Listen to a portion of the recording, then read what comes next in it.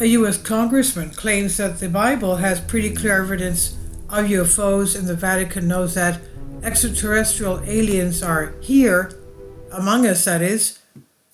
The unidentified aerial phenomena, what we call UFO, is not what many think it is. In reality, of UAPs, the reality goes beyond mere flying machines and space aliens. It's turning into a rabbit hole. Every year, UFO enthusiasts and whistleblowers put more effort into unveiling the secrecy, but instead of revealing the truth, a new branch of mystery unfolds, adding another chapter to the UFO enigma. Missouri Republican Eric Burleson attended a classified UAP hearing recently, but mentioned that it did not change his beliefs. He said, "There's nothing that's been said that's changed my worldview." He also added that he believes the claims of people who testified in public, but thinks there might be more to the story. He said that UFOs might be angels sent by God.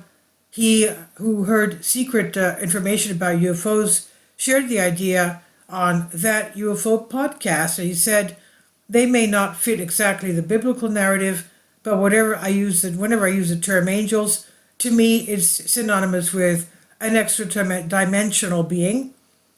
In the podcast, Burleson shared his thoughts on UFOs. He offered a detailed perspective on various theories surrounding these unidentified phenomena, and Burleson discussed a theory he read in a public report by UFO whistleblower David Grush.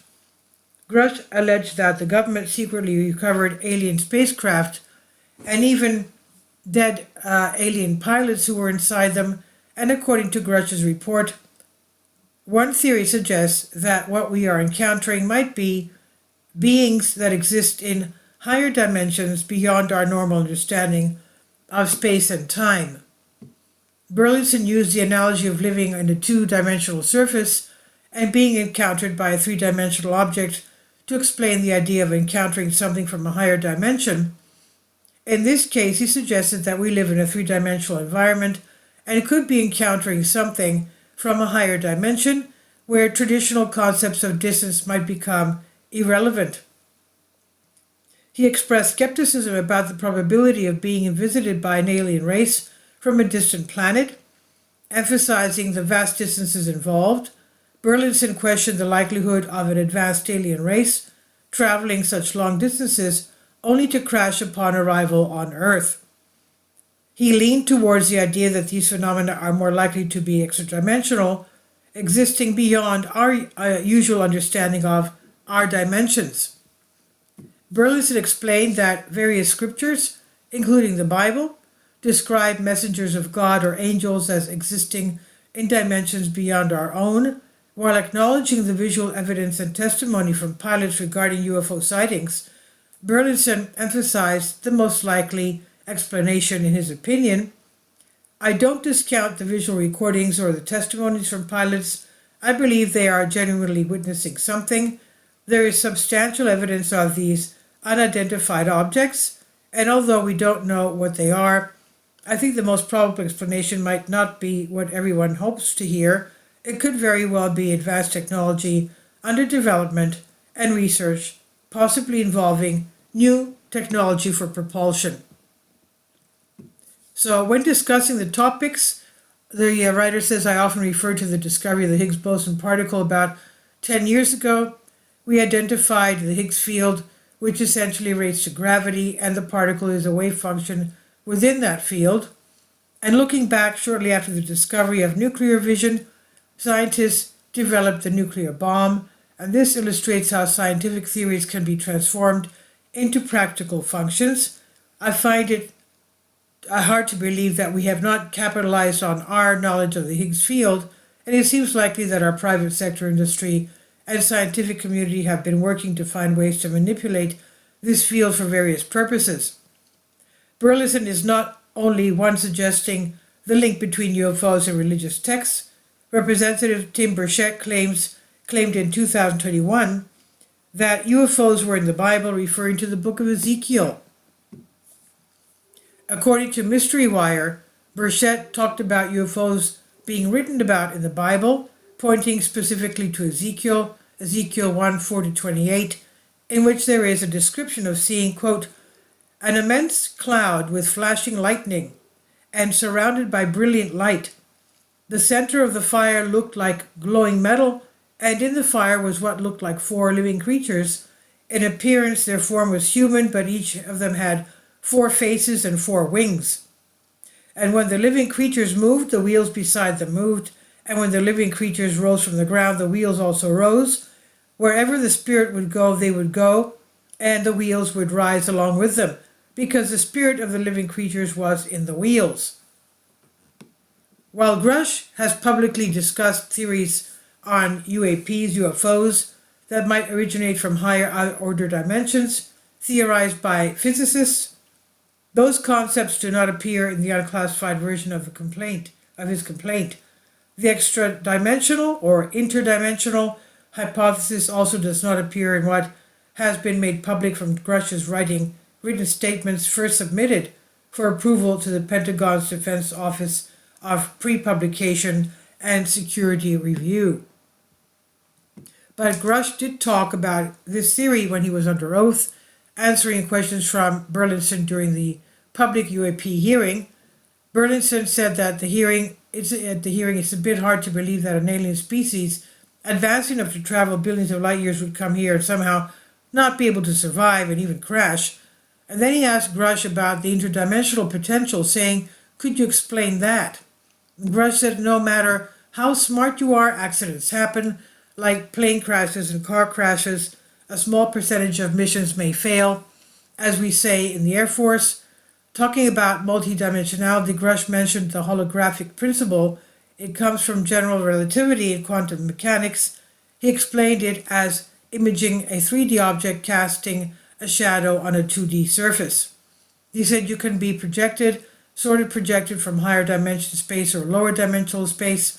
It's a scientific idea that you can actually cross dimensions, and as far as I understand.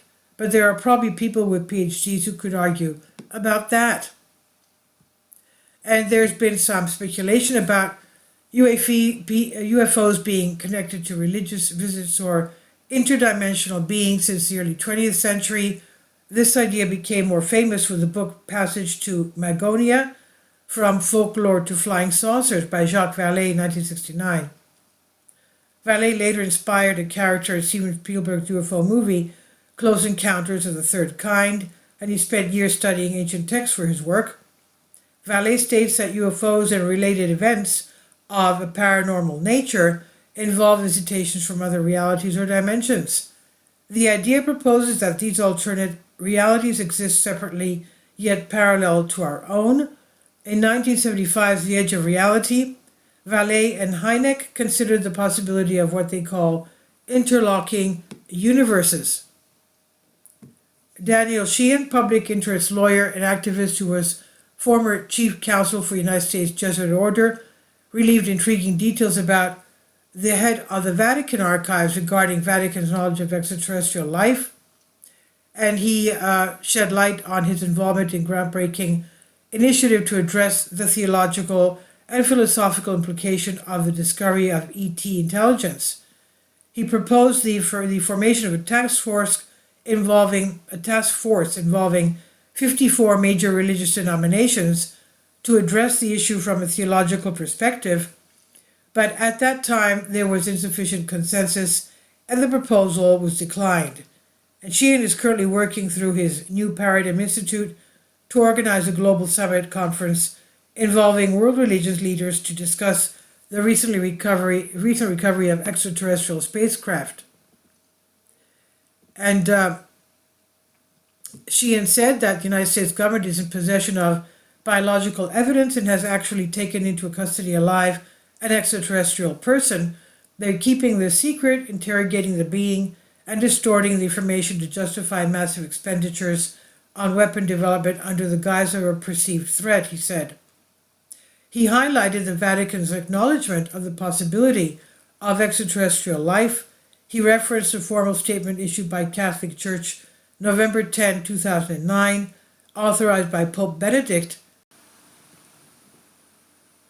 recognizing the increased discovery of exoplanets and called for a global discussion on the philosophical and theological implications of imminent discovery of extraterrestrial life. Sheehan disclosed the government was telepathically interrogating the extraterrestrial biological entity Ebo in custody.